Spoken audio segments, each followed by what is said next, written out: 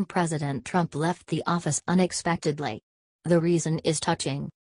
As expected, as soon as he entered the White House, President Trump spent most of his time in the Oval Office with a full plate of assignments. I mean, we all see the changes he made so far. So everyone was left surprised when he decided to leave the office with his daughter Ivanka and got straight on a helicopter. After they left, the White House press office released the following statement. POTUS and daughter Ivanka emerged from the Oval Office at 2:57 p.m. under cloudy skies on a chilly winter day, with Trump wearing a long, dark overcoat that was unbuttoned, allowing his signature blue tie to show. She was wearing black and blue overcoat that was buttoned, and carrying a black handbag. The first daughter had her blonde hair pulled up. POTUS and his daughter walked slowly toward Marine One, Trump giving the pool a brief wave. At 2:58 p.m., Ivanka boarded the executive helicopter first, followed by her father, who saluted the Marine as he started up the stairs. At 3 p.m., the engines fired up, and 2 minutes later Marine One lifted off from the South Lawn. Naturally, for safety reasons, nobody knew the exact destination of his trip. As the Marine One flew away, VP Mike Pence watched it alongside Jared Kushner. They accompanied by Reince Priebus, the White House Chief of Staff. After a short time, a second statement was issued by the White House press office. In this one, they explained the need for confidentiality and the final destination of the trip. POTUS is arriving shortly or has already arrived in Marine One at Dover Air Force Base for arrival of remains of a U.S. commando killed early Sunday in Yemen during a raid on al-Qaeda in the Arabian Peninsula. The Pentagon has identified the deceased as Chief Special Warfare Operator William Ryan Owens, 36, of Peoria, Ill. Multiple news outlets have said Owens was a member of SEAL Team 6. The death occurred during the first counterterrorism operation of the Trump presidency.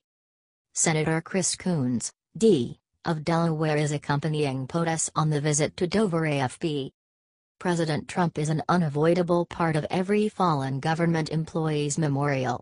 He is unavoidably showing his condolences to the family of the fallen hero, by handing them a folded flag on behalf of the President of the United States of America. But the family of the Navy SEAL William Owens deserved to be seen in person. This ceremony is also known as the dignified transfer, which means a transfer of all of the fallen hero's belongings to the mortuary, which will arrange them later. Do you support Trump for this action?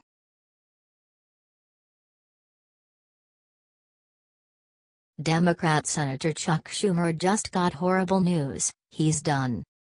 Fake drama is not something new from the Democrats. This week Senator Schumer trash-talked about President Trump's executive immigration order with his eyes full of fake tears. Problem is Schumer was saying the refugees need to be resettled when Obama was president, and now when the tides were turned we can clearly see the two-faced Democrats in their best light. Some of the Democrats opposed Obama on his migration policies when he was president.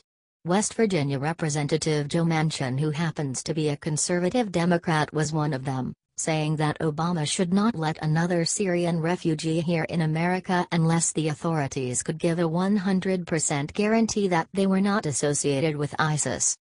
The list continues on and on with the representative for Speaker Paul Ryan, Senator Dick Durbin, who all opposed Obama's migration policies. As we can all agree, President Trump's policies are very rational and protective, and we cannot give our opinion depending on the ruling party. We need to think with our heads and not our hearts and put our country's safety on the first place. Share if you agree.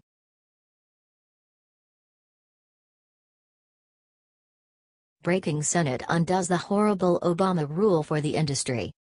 The Obama administration is known to cause a lot of economical loss to our country.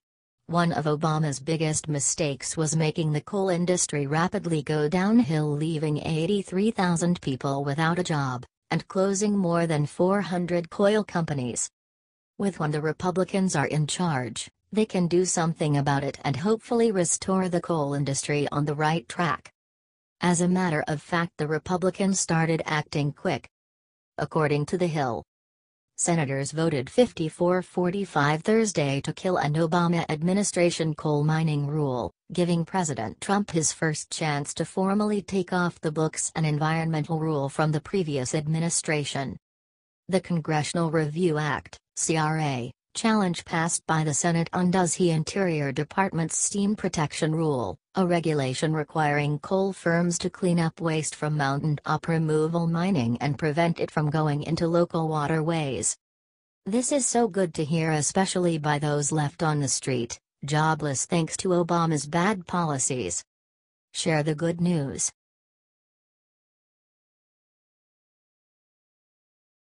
Berkeley rioters just got stripped off federal funding. Trump got angry. Last night UC Berkeley was the starting point of a massive, violent protest. The protesters gathered to show their disagreement to the planned, legal speech by Milo Yiannopoulos, an established editor at Breitbart News. The awful protest got out of control as they beat Trump supporters and nearby civilians, made a huge property damage, leaving broken ATMs and fires wherever they set foot. As the violent protest ended, it only brought damage and terror. Therefore it is a criminal act known as hate crime. And this act has returned back at Berkeley like a boomerang. According to Breitbart, President Trump has returned the hit, letting them know that violently interrupting the freedom of speech will not be tolerated. Look at the punishment. The incident started after the police cancelled their event, hence the failed safety measures. Yiannopoulos was instantly evacuated as his security was in danger. The left is profoundly antithetical to free speech these days, does not want to hear alternative points of view, and will do anything to shut it down, Yiannopoulos told Fox News Wednesday night. My point is being proven over and over and over again. Liberals may talk about love, tolerance, and compassion. But, all we are seeing from them is terror and violence. Giving their best to divide our country. Do you think Berkeley should be cut off from federal funding? Share your thoughts below. Thank you, everyone.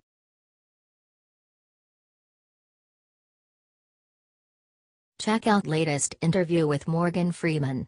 He just showed some manners. In the world of Hollywood, saying anything against their strictly formed collective opinion will lead you in deep trouble. Speaking of which, the longtime actor and well-known Hillary supporter Morgan Freeman has decided to break the silence and open his heart on that issue. He encouraged other celebs to back him up on this. Long live the freedom of speech. According to the Daily Caller, Morgan Freeman endorsed and voted for Clinton, but unlike his fellow liberal hypocrites, he is man enough to accept that new president. As for politics today, I supported Hillary in the election, and now it feels like we are jumping off a cliff, he told AARP the magazine. We just have to find out how we land. I'm not scared, though. I'm holding out hope that Donald Trump has to be a good president. He can't be. What I see is a guy who will not lose, he added. He is perfectly calm with our new president. At least, Trump is a winner. And liberals can't deny that. We all can agree that Mr. Freeman is a reasonable man. And, this is not the first time he turned his back on his fellow liberals. Remember his epic response to Black History Month? What, you're going to relegate my history to a month?